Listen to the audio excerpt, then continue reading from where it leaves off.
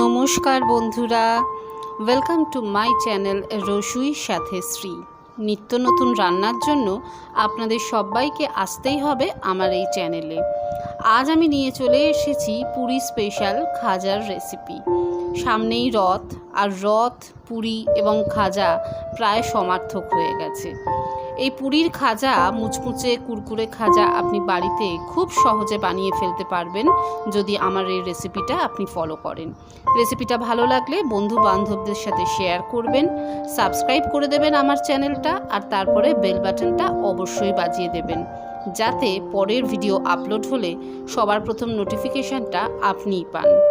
তো আর দেরি কিসের, চলুন দেখে নেওয়া যাক এই খাস্তা কুড়মুড়ে খাজা আপনি বাড়িতে কিভাবে বানিয়ে ফেলবেন।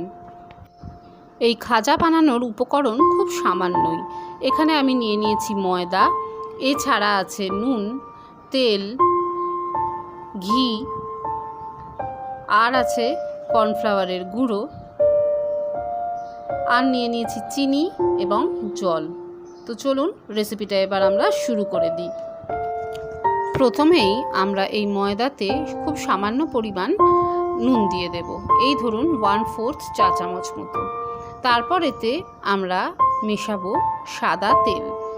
সাদা তেলটা কিন্তু বেশ ভালো পরিমাণ মেশাতে হবে, কারণ খাজাতে ময়ানটা খুব ভালোভাবে দিতে হয়। আমি খানিকটা পরিমাণ দিয়েছি এবং এবার সমস্ত জিনিসগুলো একসাথে মিশিয়ে নিচ্ছি। ভালোভাবে হাতের সাহায্যে মিশিয়ে নেব এবং তারপর আমরা দেখে নেব যে ওটাকে মুঠোর মধ্যে ধরলে জিনিসটা একটা মন্ডের মতো হচ্ছে কিনা। যদি না হয় তাহলে কিন্তু আরও তেল দিতে হবে। দেখুন আমি কিন্তু একটু প্রেস করতে এটা ভেঙে গেল, তো আমার কিন্তু আরও একটু ময়ান এতে লাগবে, তাই আমি আরও একটু পরিমাণ সাদা তেল এখানে আমি দিয়ে দিলাম। আমার সমস্ত ইনগ্রেডিয়েন্টস ডিটেলস কিন্তু ভিডিওর মাঝখানেই রিটেন অবস্থায় আসে, তো প্লিজ আমার পুরো ভিডিওটা দেখতে থাকুন এবং ইনগ্রেডিয়েন্টস ডিটেলস এলে সেটা আপনারা নোট ডাউন করে নিন। আমি আরও একটু সাদা তেল দিয়ে খুব ভালোভাবে ময়ানটা দিয়ে নিয়েছি। এবার দেখুন হাতে করে তুললে জিনিসটা চাপলেও কিন্তু ভাঙছে না, তার মানে বুঝতে হবে আমাদের খাজার ময়ান একদম রেডি হয়ে গেছে।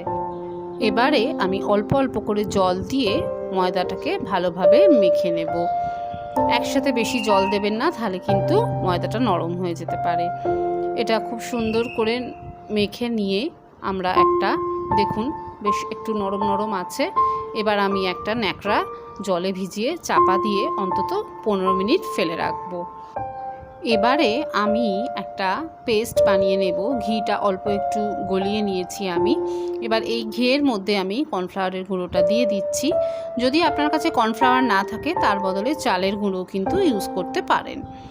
এই যে ব্যাটারটা আমরা তৈরি করছি, এটা যখন খাজা আমরা বেলবো তখন তার মধ্যে কিন্তু এটাকে দিতে হবে, তো সেই জন্যে আমি এটাকে আগেই তৈরি করে রেখে দিলাম। এবারে আমরা চিনির যে রসটা করব সেটা বানিয়ে নেব। এখানে আমি 1.5 কাপ পরিমাণ মতো জল দিলাম এবং প্রায় 1 কাপ চিনি দিয়ে দিয়েছি এবং এটাকে ফোটাতে থাকবো গ্যাসেতে যতক্ষণ না একটু বেশ থকথকে চিনির রস হয় ততক্ষণ অবধি। এবারে আমরা ঢাকা চাপা খুলে নেব এবং আরেকবার হাতের সাহায্যে ময়দাটাকে ঠেসে নিয়ে লেচির আকার, যেমন লুচির হয় সেরকম লুচির থেকে একটু বড় রুটির আকারের লেচিতে কেটে নেব। আমার এখানে প্রায় 5টা লেচি হয়েছে। এবারে ময়দার সাহায্য নিয়ে এগুলোকে বেলে নেব। যতটা সম্ভব পাতলা হবে ততটাই পাতলা করে বেলবার চেষ্টা করবেন। আমার সবকটা বেলা হয়ে গেছে।